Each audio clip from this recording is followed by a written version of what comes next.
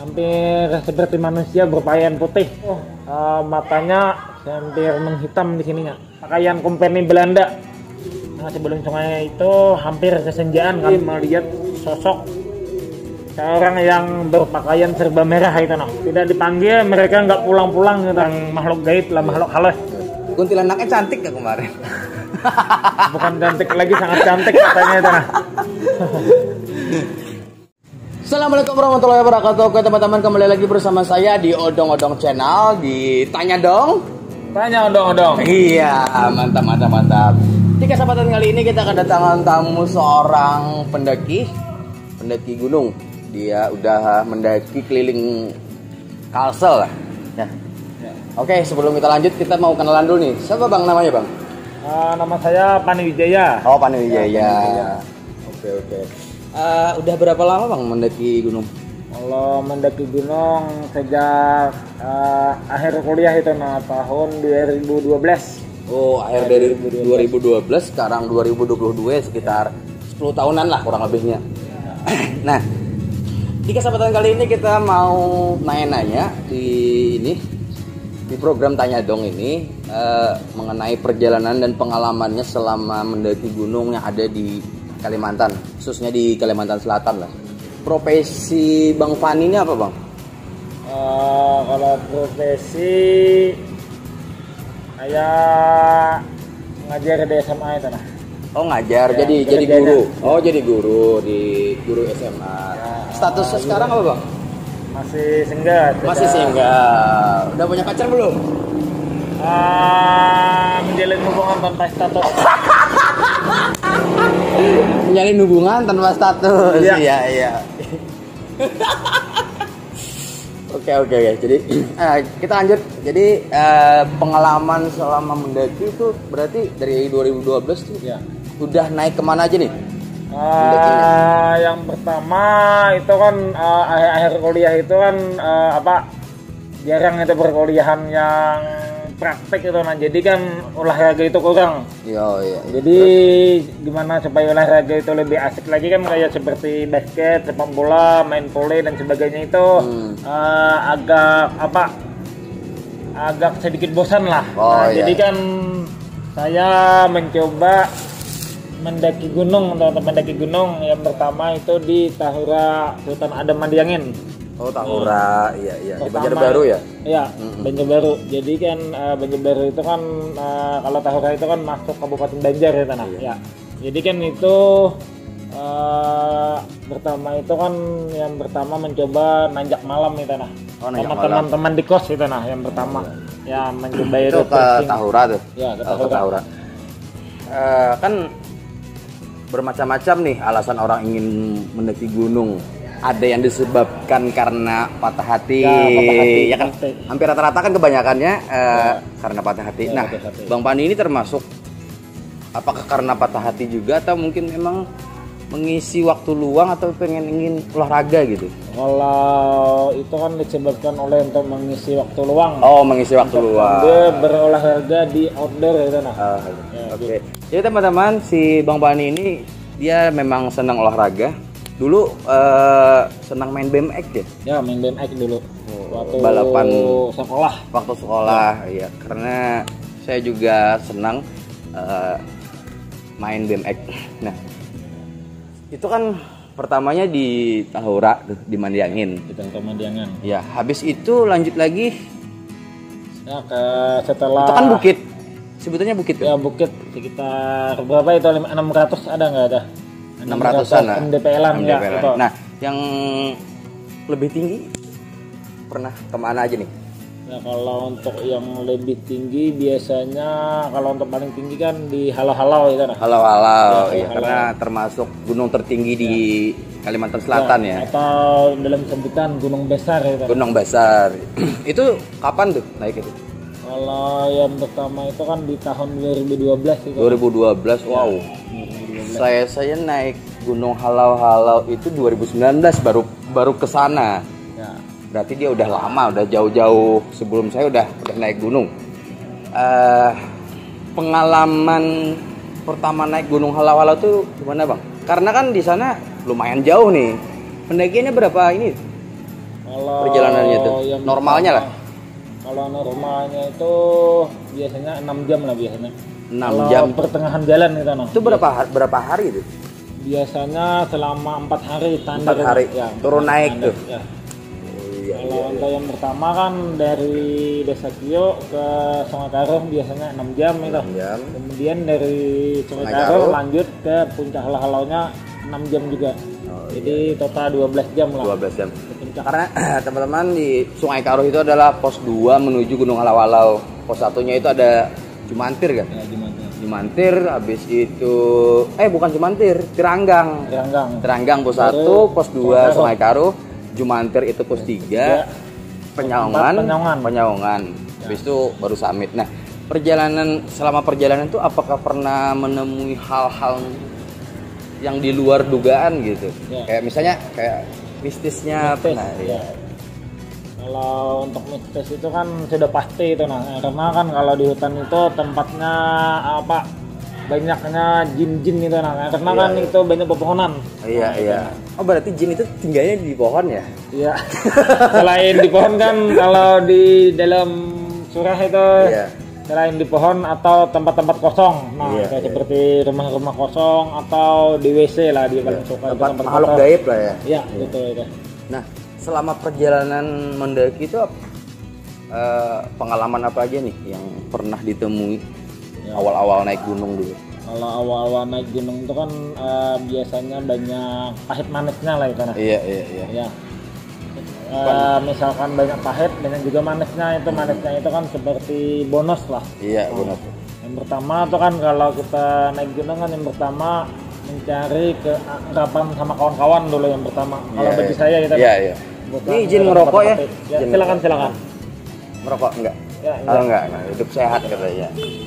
Ya kalau yang pertama kan saya mengajar yang pertama naik gunung itu di Bukit Halau-Halau lah atau Gunung Besar. Bukan di Gunung Tahura itu nah. Tahura Mandiangan Sultan ada Mandiangan itu. Ya jadi kan itu yang pertama nanjak malam pertama saya membawa 1 buah tikar aja itu nah. Kemudian setelah tikar sama tapih. Jaket, sarung. Ya. Sarung tenon atau tapih. Kemudian jaket. Jaket itu kan bukan jaket gunung, cuma jaket olahraga. Sama salawar training itu nah naiknya. Celana training yang enggak bawa tenda. Enggak bawa tenda. Jadi kan itu ada yang pertama itu 4 orang.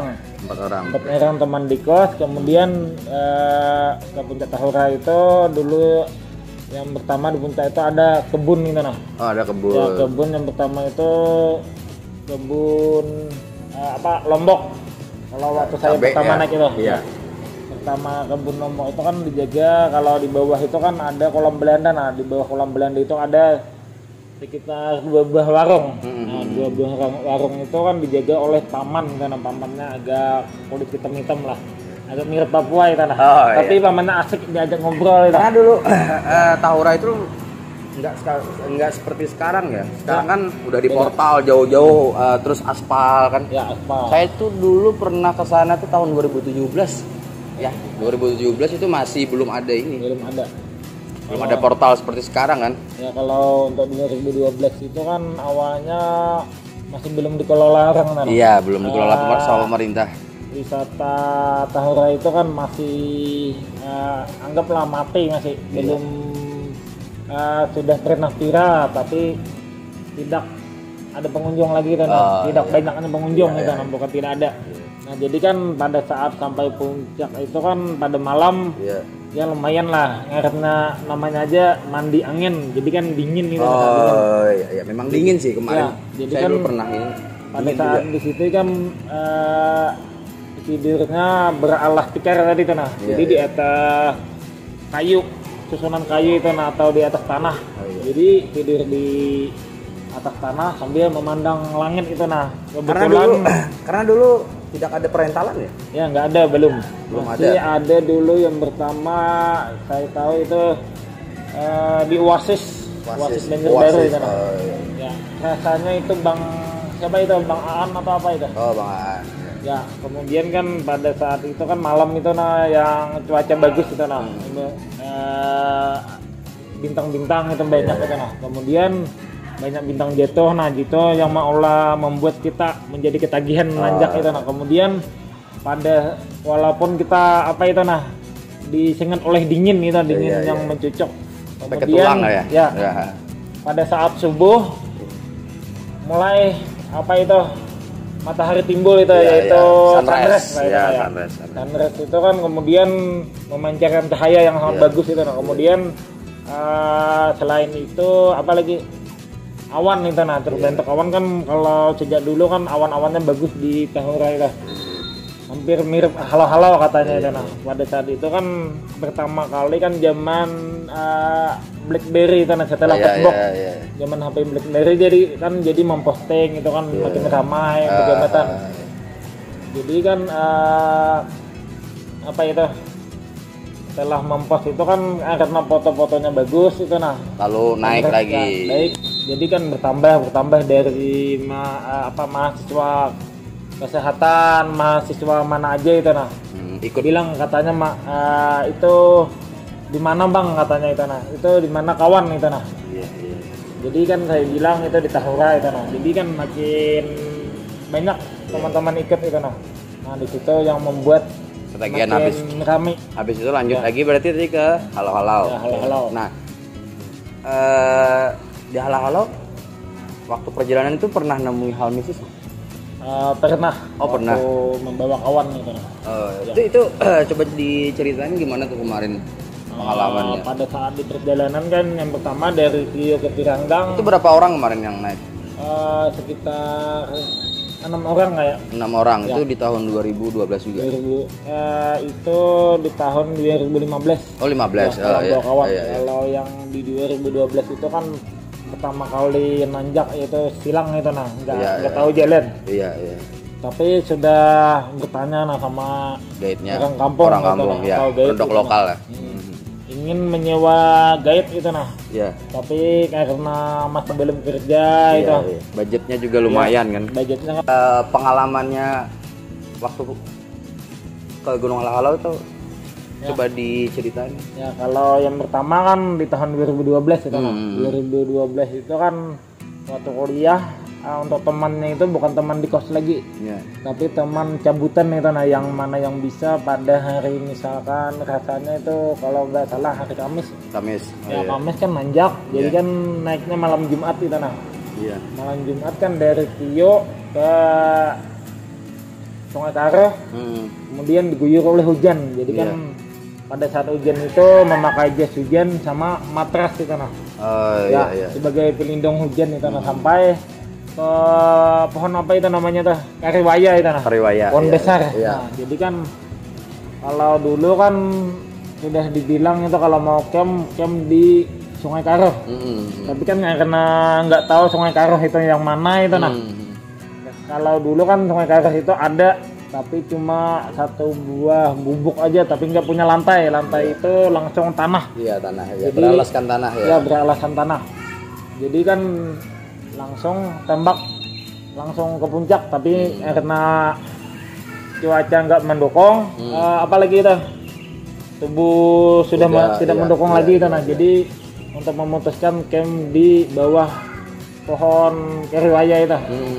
Di bawah pohon apa itu beringin yang besar itu nah. Yang gerbang itu. Gerbang. Jadi kan 3 orang membawa 2 buah tenda. Jadi kan memutuskan bermalam di situ. Kemudian pada saat malam itu untuk cuacanya hampir mencekam itu nah. Dari jam 1 sampai jam 2 sampai situ. Jadi jam 1 jam 2 itu tenda satunya buat menitip tas. Jadi 1 buah tenda buat bertiga itu nah. Padahal tenda itu muat 2. Jadi buat bertiga langsung itu nah. Karena cuaca agak serem lah itu. Jadi kan buat bertiga. Kemudian pada saat itu kan tempat dimasuki oleh lintah itu nah, kenyang lintahnya. Karena jadi banyak pacet lintah. Jadi setelah itu kan pada saat malam itu teman itu nah. Teman itu katanya mendengar tengah malam itu bangun. Katanya mendengar kawan ini ada orang laluan anak kepuncakan tuh nah. Oh, mendengar ada pendaki yang mau Eh, naik ke ya. itu sekitar jam berapa tuh? Sekitar jam tengah 2-an lah kita. Oh, setengah 2 malam ya. Terus? Malam. Ya. Jadi kan kita karena sudah lelah ngantuk. Iya. Jadi iya atau inggi aja itu nah. Iya. Jadi kan teman ini masih agak bingung itu nah, masih Penasaran ya. ingin membuka tenda itu nah, tapi dilihat agak gelap, gak ada itu nah. Cahaya lampu atau sinter itu nah. Jadi memutuskan nggak dibuka itu nah. Jadi pada saat pagi masak-masak lanjut lagi ke puncak. Pada saat sampai puncak nggak ada orang sama sekali gitu nah. Oh, Nah di situ. iya. Berarti ketika ngecamp malam jam setengah 2-an. Tengah 2-an gitu. Nah, itu dia mendengar orang yang lewat mau ke puncak. Ya katanya. Ternyata pas besoknya naik ke puncak ternyata nggak ada. Nggak ada. Iya itu. Ya, Nah, habis itu apakah ada lagi tuh pengalaman mistisnya? kalau untuk yang di 2012 itu saya rasa itu aja dulu. Iya. Kalau untuk selanjutnya di tahun 2013. Kalau 2013 itu pengalaman mistis saya ada saat mendaki membawa 3 orang kawan juga. 3 orang. Berarti kawan. berempat deh. 1 orang kita ya. Iya. Ada 4 orang. Ada 4 orang. Jadi pada saat bertiga itu dari namanya Mukhlis, Iya, Dudun, Iya. Aap, sama saya. Iya. Jadi kan Cowok pada semua nih? ya cowok Iya, semua. iya. Jadi pada saat pertama 2013 itu sebelum pendakian Merah Putih oleh Impasbi. Nah, Iya. Mapala Impasbi itu.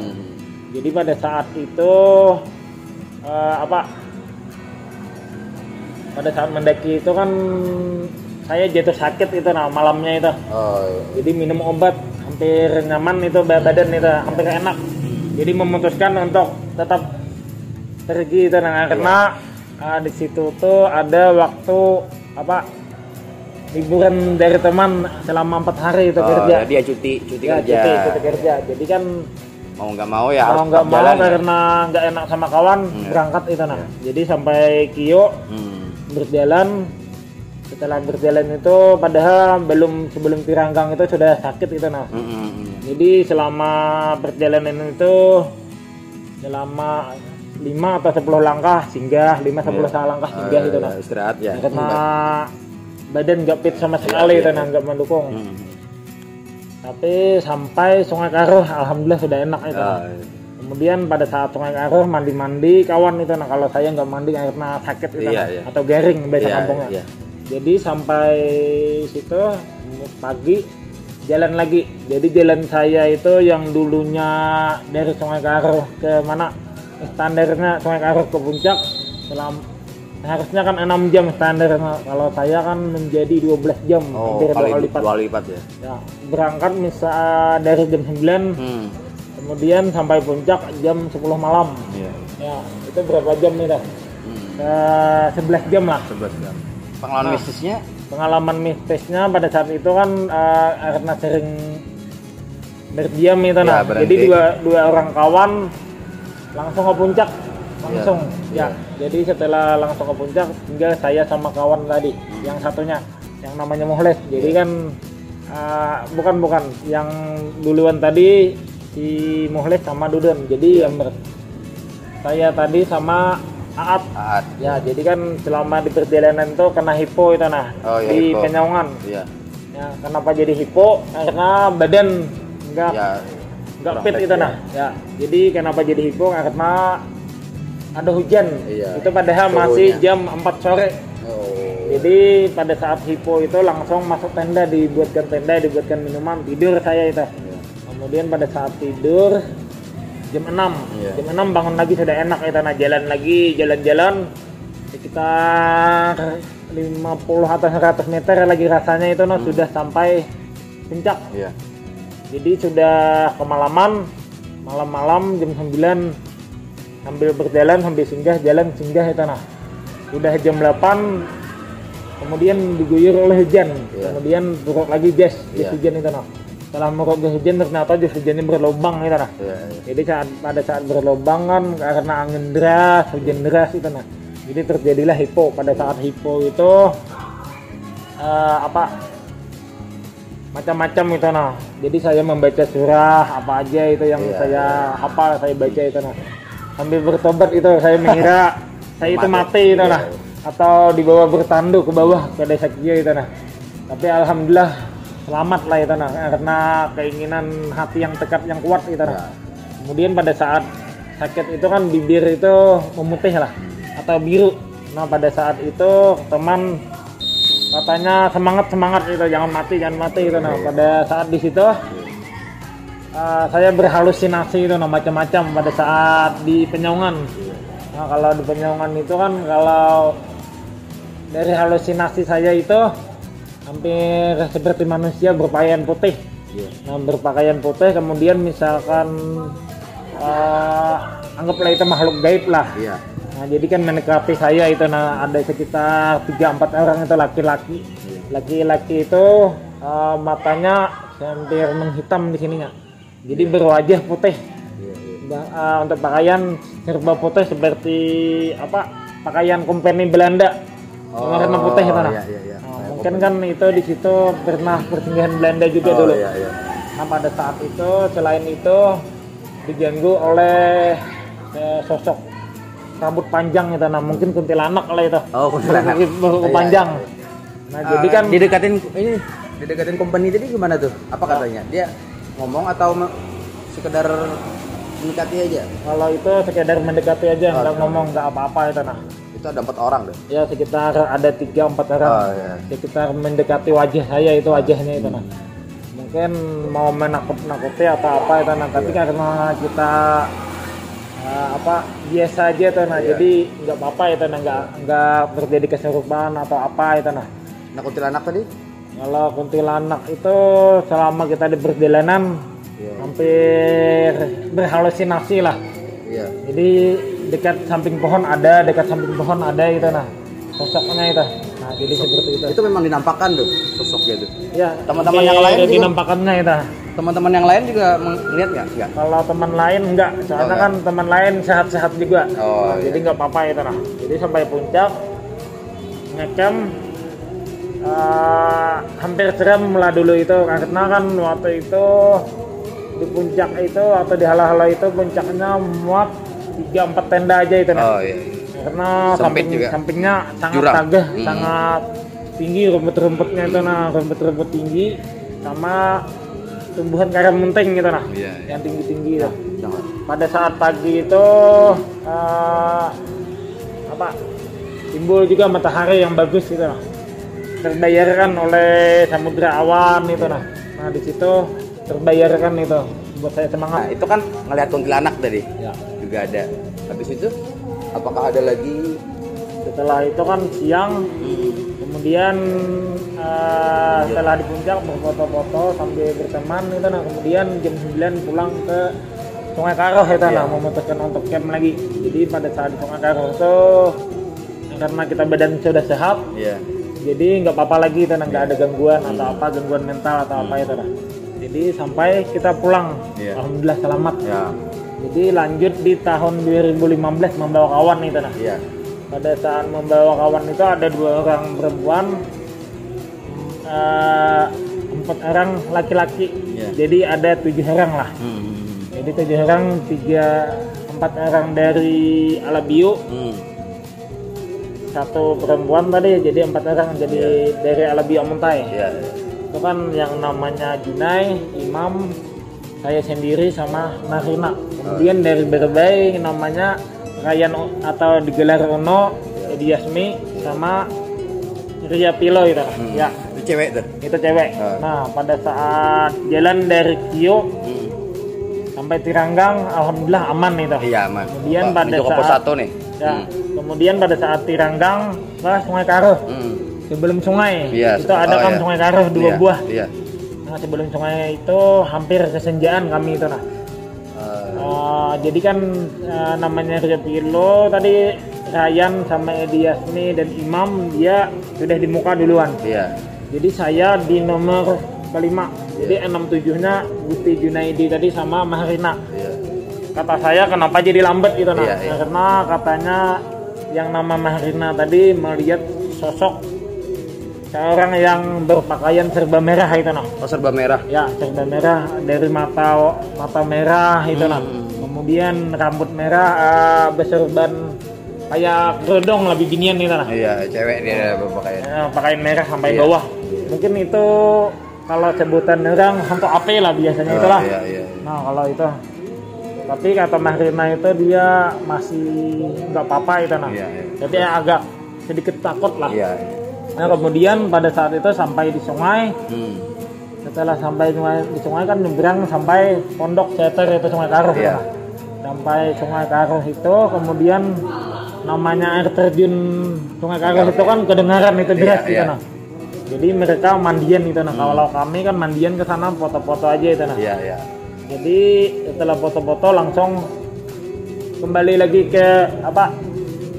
Ke tempat Pondok Sungai Karuh kita. Iya. Sekitar 5 orang laki-laki tadi yang namanya Dina, Imam, Ediasni, Uno sama si saya. cewek tadi mandi.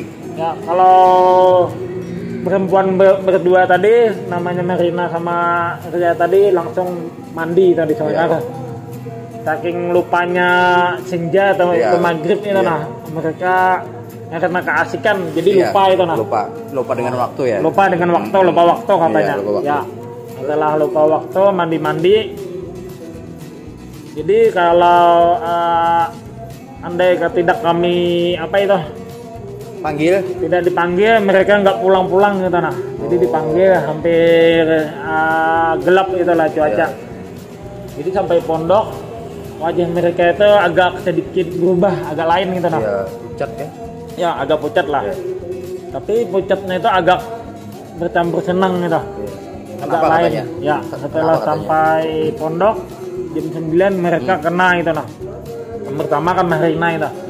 Mahrina itu kena kakinya itu kayak katanya agak berat habis sebelah. Berat sebelah seperti ada yang dimasuki oleh orang itu nah. Ya, dipegang. Dipegang lah itu. Oleh orang makhluk gaib lah, makhluk halus. Nah, jadi setelah itu kan kakinya kesakitan sambil nangis itu. Kemudian keduanya nggak bisa digerakkan itu nah, sambil kesakitan. Kemudian teman ini seharusnya kan kalau ada orang yang agak aneh-aneh atau sakit atau apa itu kita usahakan obati aja, jangan jangan berpikiran negatif atau dalam istilah bahasa kampung abut lah katanya lah. Kalau nah kebetulan pada saat itu agak ada teman yang abut itu nah. Bingung ya, panik sambil membacakan ayat apa itu segalanya itu nah. Sambil mengobati dengan cara ya. Jadi makin kita obati itu oleh teman makin dia bertambah itu nah. Makin parah lah. Makin parah. Nah, setelah makin parah itu kan nggak keluar juga itu nah. Sampai akhirnya teman yang bernama Ria ini kena langsung. Itu kesurupan enggak? Kesurupan. Oh, kesurupan. Jadi kesurupannya berdua itu. Oh, yang mandi di air terjun tadi, dua-duanya kesurupan. Ya, kedua-duanya kesurupan. Jadi kan setelah Mahrina tadi kesurupannya agak hinip-hinip aja. Oh, diam aja. Ya, kalau untuk si Ria tadi kemungkinan itu agak sedikit mengamuk karena yang memasuki itu anak-anak itu nah. Oh, sosok anak-anak. Pada saat itu dia melucu-lucu itu nah. Setelah melucu-lucu malam itu jam 10 mau mandi ke sungai. Kan aneh itu nah kalau iya. Apalagi perempuan mau mandi ke sungai tengah malam, hampir tengah malam itu. Setelah tengah malam jadi tangannya itu dipegang supaya jangan turun ke bawah pondok. Bahaya juga ya. Raganya tuh yang ditakutkan kok takutnya nyebelah lah. Ya, takut nyebelah. Nah, jadi kan setelah dipegang macam-macam itu nah. Jadi kami itu kan setelah makan itu kejadiannya setelah makan itu. Jadi ada di mangkok itu bekas makan mie. Iya. Sedikit ada nggak habis gitu nah. Jadi kan dia mau makan itu nah, makan mie katanya lapar gitu. Setelah makan mie dicampurnya lagi dengan air yang ada di botol lah, sekitar hampir penuh itu nah. Jadi kan jadi kuah. Iya. Jadi kan apa istilahnya itu hambar lah rasanya itu nah. Nggak ada rasa apa-apa. Tapi setelah dia makan habis itu nah mie yang banyak air itu nah. Nah jadi di situ. Jadi sampai jam 11 Keluar. Nggak ada yang menghiraukan lagi. Dia berbicara apa itu nah. Dibiarin aja berarti. Dibiarin aja. Akhirnya dia sembuh sendiri, keluar sendiri nah. Jadi dari situ saya mengambil pengalaman. Jadi apabila ada yang aneh-aneh atau agak kesurupan, kalau bagi saya dan kawan-kawan itu saya lihatkan aja tanah. Jangan panik, kalau bisa kurung aja dalam tenda. Makin dia sunyi kan makhluk halus yang nakal itu makin sunyi itu nah mengganggu. Nggak jadi itu nah. Katanya nggak jadi memasuki badannya ini karena nggak rame lagi. Jadi kan keluar ya tanah. Nah jadi dari situ sampai Sungai Garas sampai puncak sampai pulang alhamdulillah selamat lah. Nggak terjadi apa-apa kendala apa-apa lagi tanah. Itu di Gunung Halau-Halau ya. Ya itu Halau-Halau. Kemudian yang ke Juhu itu nah. Ya ke Juhu itu 2015 juga itu setelahnya tuh. Ke Juhu itu saya kena hipohisteria, bukan hipotermia lagi. Hipohisteria itu hampir sama seperti hipotermia. Tapi itu karena kehabisan tenaga. Jadi kan dari pinggang sampai tubuh atas, tangan nggak bisa bergerak itu nah. Saya kira kesurupan itu nah. Jadi membaca ayat atau apa tuh kan sadar juga itu nah. Tapi kan kalau orang kesurupan nggak mungkin kan sadar itu nah. Tapi itu sadar nah. Jadi kan alhamdulillah aman aja itu nah. Tapi diobati aja. Nah, setelah minum obat alhamdulillah sembuh. Nah kemudian setelah Juhu pulangnya ada teman yang kesurupan lagi itu nah. Setelah di bawah sebelum sampai Gunung Tiranggang. Nah itu sangat mistis itu nah. Biasanya di situ banyak pepohonan kilai. Nah di situ. Jadi dari situ kawan itu kesurupan lagi. Nah, jadi mistis katanya melihat sosok sejenis apa itu kayak kuntilanak juga itu. Nah. Berarti banyak ya di gunung ini daerah Gunung Halau-Halau tuh kuntilanak. Jadi kalau saya dulu juga pernah waktu senja itu nggak berhenti jalannya. Memang itu waktu di Binuang, Gunung Tamban tuh. Memang diliatin sosok macan putih. Karena di saat itu kami tidak berhenti saat senja. Nah jadi buat teman-teman yang mau ke gunung, khususnya Gunung Kalimantan ya. Ketika senja itu langkah bagusnya berhenti dulu ya.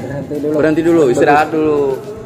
Iya, tapi gini, lucunya para pendaki ketika dia dengar orang azan atau tahu itu waktunya sholat, dia diam, tapi nggak sholat.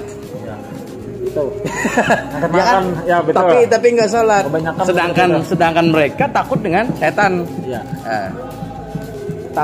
Lebih takut sama setan ketimbang sama Tuhan gitu. Kan lucu tuh. Nah, betul, kan lucu. Ketika jalan nih, azan gitu. Nah, sekarang ini kan udah ngaji nih. Dengar azan dia stop. Tapi nggak sholat. Nah, gitu. Harusnya kan setidaknya paling kada stop aja lah itu. Stop. Nah, jadi kan setelah itu selama perjalanan itu kalau kita mendengar azan kan di hutan nggak ada azan. Tapi waktunya kan kita bisa lihat dari jam atau dari handphone lah. Azan. Nah, jadi kan pada misalkan pulang atau nanjak apabila hari hampir gelap, jadi usahakan istirahat lah. Atau makan-makan, minum-minum kalau bisa kita berdoa. Atau mengumandangkan azan lah itu nah. Sambil membaca doa selamat itu supaya kita diberi kelancaran di perjalanan dengan selamat.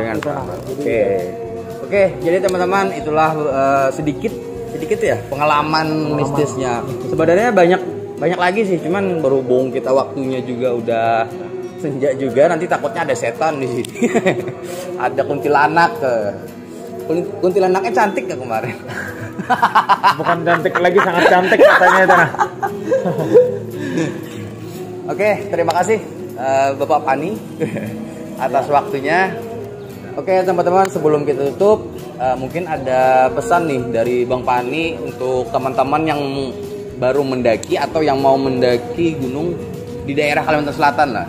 Ya kalau untuk kita khususnya di Kalimantan Selatan, kalau pengalaman saya itu nah, kalau pengalaman saya alangkah bagusnya misalkan kita mau mendaki, usahakan kita lebih izin dulu sama orang tua itu nah. Oh izin orang tua. Kan, kalau tidak minta izin atau kita berangkat itu diam-diam atau apa menentang orang tua nggak ada izin itu nah kita bahaya kan, juga. Bahaya bisa dalam istilahnya kalau bahasa Kalimantan itu kepohonan lah itu. Kepohonan, katulahan atau apa sedihnya. Sedih. Ada misalkan kita naik walaupun kita bahagia ramai itu nah. Tapi pasti ada kendalanya itu kena musibah atau apa tuh. Itu pengalaman saya itu nah. Kemudian usahakan pada saat kita berangkat itu nah, misalkan di kampung-kampung atau di jalan itu nah, usahakan lebih ramah dengan warga atau penduduk sekitar. Paling kadang kita merawat lah itu. Iya, ngasih sapa ya buat warga lokal gitu. Jangan helmnya, kaca helmnya jangan ditutup. Kasih senyum lah. Itu paling kadang paling tidak itu nah kita menyapa. Setidaknya atau minimal itu nah.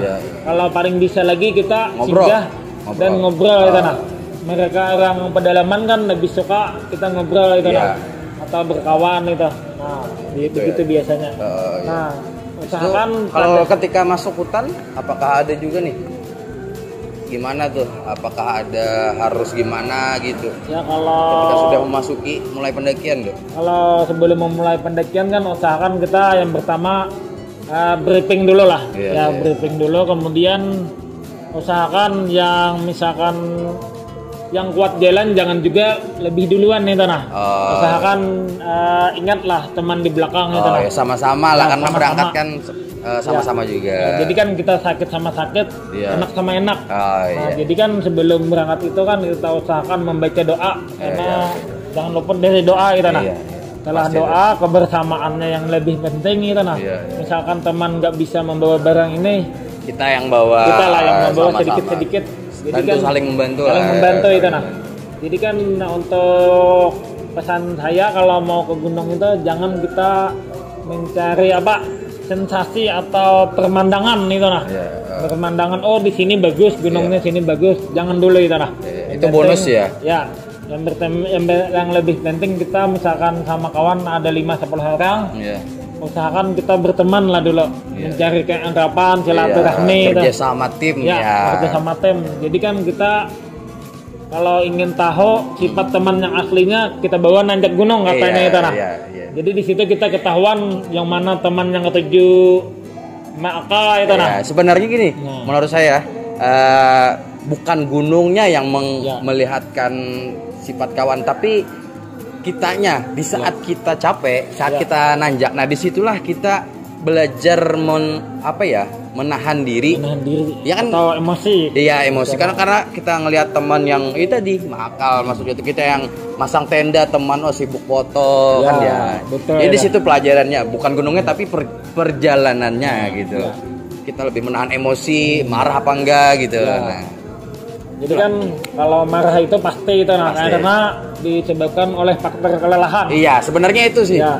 Faktor lelah itu sebenarnya. Ya, jadi kan usahakan pada saat emosi itu jangan diimbaskan ke teman-teman. Usahakan kita belajar mengontrol diri, belajar sabar itu. Sabar. Banyak sih sebenarnya pengalaman karena perjalanan spiritual lah. Oke. Jadi kan pada intinya itu yang penting yang pertama kita menanjak itu tujuan lebih utamanya kebersamaan dulu yang kita utamakan tanah. Yang kedua baru bonus. Bonus itu hanyalah bonus. Pemandangan katanya itu nah. Pemandangan itu hanyalah bonus. Jadi kalau kita dapat bonus kan alhamdulillah bersama-sama kita menikmati juga nah. Ya kan? Oke, mantap.